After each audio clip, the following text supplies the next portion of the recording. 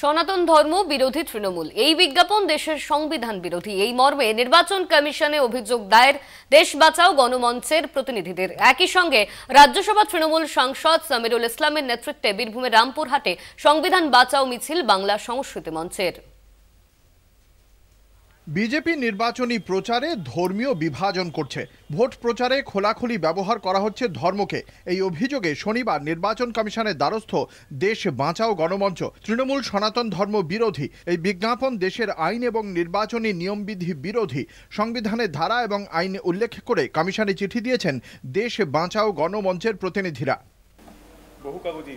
বহু কাগজে বাংলা কাগজে, যেখানে আপনারা লক্ষ্য করবেন যে ধর্ম নিয়ে এই ধরনের বিজ্ঞাপন নির্বাচনের সময় এটা দেশের আইন বিরুদ্ধ, শুধু আইন বিরুদ্ধ না, এটা নির্বাচনী যে নিয়মবিধি সেই নিয়মবিধিরও বিরুদ্ধে, নির্বাচনের জন্য যে আইন আছে 51 সালে তারও বিরোধী। আমি আপনাদের কাছে এইটা আজকে জানাতে এসেছি যে আমরা তীব্র বিরোধিতা করছি এবং বিনা কারণে বর্তমান রাজ্য সরকার এবং তৃণমূল দলকে এখানে যেভাবে অপমানিত করা হয়েছে সেটাও আমরা তারও বিরোধিতা করছি।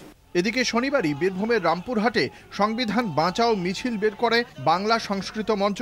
অভিযোগ, কেন্দ্রের বিজেপি সরকার সাম্প্রদায়িক সংঘর্ষ লাগানোর চেষ্টা করছে। বিজেপি গরিব খেটে খাওয়া শ্রমজীবী বিরোধী দল, মানুষের ধর্ম মানে না। বিজেপি হঠাও দেশ বাঁচাও স্লোগান তুলে রামপুরহাটে চলল মিছিল। নেতৃত্বে ছিলেন তৃণমূল সাংসদ ও বাংলা সংস্কৃতি মঞ্চের সভাপতি সামিরুল ইসলাম।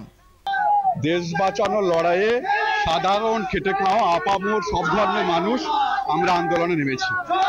বিজেপিকে উচ্ছেদে ডাক দেওয়ার জন্য আমরা রামপুরহাটের এই পবিত্র ভূমিতে আমরা আন্দোলনে নেমেছি।